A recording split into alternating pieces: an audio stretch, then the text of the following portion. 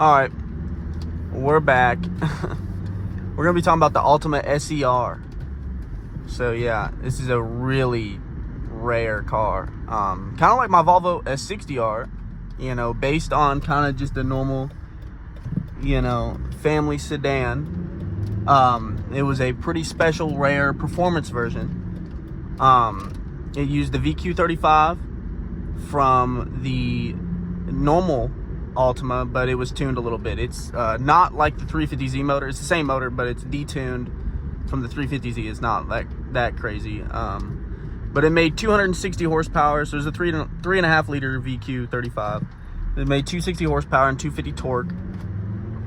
And then so it was, a good bit over the normal Altima. I think, the 3.5 from the normal, if you had the Altima 3.5, it had 250 horsepower and like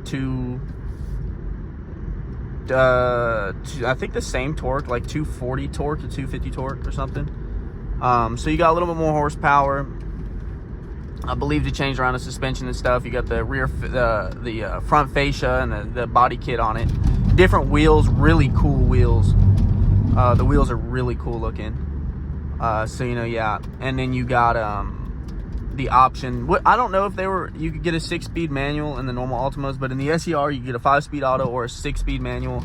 Most of them were autos, which is sad. They only made 90. I looked it up. It says 9,699 were made. So they are really rare. I mean, that less than 10,000 Altima SERs were made, and there are 0 in existence. They are all destroyed, like Altimas are. It does carry the same typical Altima stereotype. But yeah, they're really just extremely hard to find, with less than, like, I don't know, 150,000 miles on them.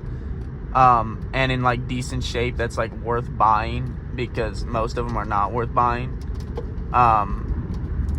But they were pretty cool. My friend had one actually. They were front wheel drive, and he was able to do like front wheel drive burnouts with them, which was funny. But his was an automatic, sadly. But and it was beat the fuck up. But it was a cool car. And it was pretty quick. They're actually quick. Like, it's a quick car. It'll definitely surprise you. It's definitely like a sleeper rocket. You would not expect it to be as fast as it is, just like my Volvo. I don't think it's quite as fast as my Volvo, but it's not far off. It's probably almost about in the same league. They're quick. They're definitely quick. And you could get in a 6-speed manual just like this, just like my S60R. And so yeah, but they're just super rare. I don't know that I've ever seen one that wasn't my friend's. Like, I don't think I've ever just seen an Altima SER on the road. Like, I'll be completely honest, I don't think I've ever seen one. And that's a testament to the less than 10,000 that they made, and they were only made in 2005 and 2006. So they're only 2 years. They had 2 model years. And so yeah, they hardly made these things. It's what sucks, it's weird. I'm sure they didn't cost that much over a normal Altima new, but and they came with cool seats. They came with very sporty seats. They're really cool. But yeah, they just didn't make many of them, as opposed to the Altima, which they made a fucking lot of them. So yeah, they made a plenty of Altimas. But not too many SERs. But yeah, I highly recommend them. When you do find them for sale, they're like $5,000. I mean, they're cheap as hell. $5,000, $6,000. They are just not very expensive. What is this guy doing? So yeah. And I kind of low-key am interested in buying one, like, seriously. Like, I really want one. I want a 6-speed manual, and I don't want an automatic one. But I'm low-key interested in finding one. When they do come up, like, let's say, I've seen, like, 2 or 3 in my life on, like, some auction sites come up, and they're, like, say, less than 100,000 miles on them. They actually kind of go high, like $10,000 or so. you know, I'd be interested in like 5 or 6 grand for one, you know, not 10 grand plus. But I would love a red one. If I could find a red 6-speed manual SER, I think I'd buy it, you know, because I just don't think it'd be that expensive. It really is just like a slightly more powerful Altima with a body kit and some seats and wheels. Like, you know, I think it might have suspension work. You know, it might have different sportier suspension. Like, that's definitely possible. But I'm not so sure on that. You know, I'm not completely sure. But I would not be surprised if it did. I'll definitely put it on screen if it did. So yeah, and I think, you know, it had a different exhaust as opposed to the normal Altima. Again, it does not have a 350Z motor. A lot of people think it does. It is the same block, same motor, but it, you know, the 350Zs from the same year, they had like almost 300 horsepower. So, you know, I think 287 out of a 350Z. So it's not, you're not getting, I mean, it is basically if the 350Z was a sedan, that's basically what you're getting. But, you know, it's not quite as powerful. So, yeah. But I'd rather have an SER than a 350Z. I don't really like 350Zs. I don't really like the way they look. I like 370Zs. Those are cool. I really like the new 400Zs. Just no one bought them. No one buys them. I see one of those maybe once a month, if that. There's no one is buying them, which is sucks. You know, that's terrible. But no one seems to be buying them. So that's, you know, that's terrible, because I think they're better looking than the Supra. They might not drive as well or anything, but I think they're better looking than the new Supra. But, you know, yeah. Altima SER, yeah, front wheel drive, which kind of sucked. You know, if it was all wheel drive, it definitely would be a lot better. Or rear wheel drive, that was never gonna happen. But, you know, if it was all wheel drive, you know, that would make more sense for it. But, you know, I'm sure it was not a very expensive car new, as it shouldn't have been.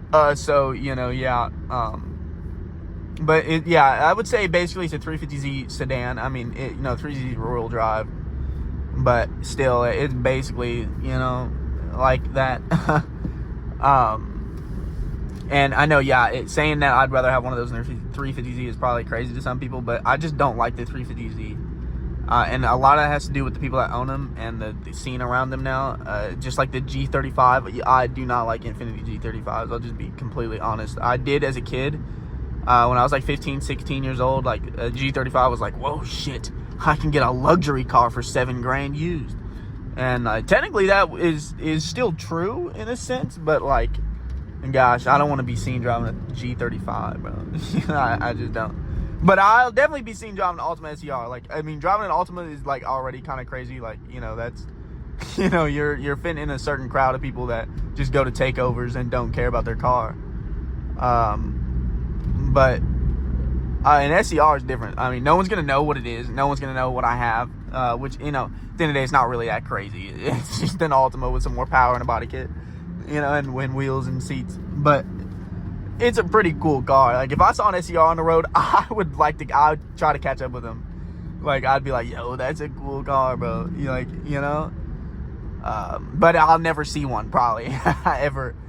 My friends, I think his, like, blew up on him. I mean, it had, like, 200,000 miles or something. I don't know. It wasn't a good one, but I would for sure buy one. So, you know, yeah, hopefully I can find one at some point. Because it'd be a good daily. I mean, this is a good daily.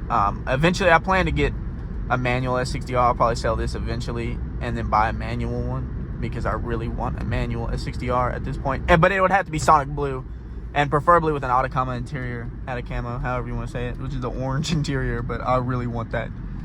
So yeah, that's Dream S60R, Sonic Blue over Atacama with a 6-speed manual transmission. But yeah, if I find an SER, a red SER, I'd run it to be red. I think they made them in black as well. I'd take a black one.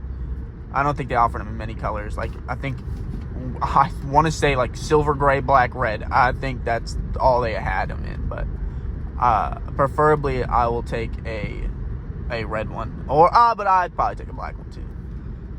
But yeah, pretty cool. I'm gonna put, you know, pictures of the seats and the wheels and all that throughout this video.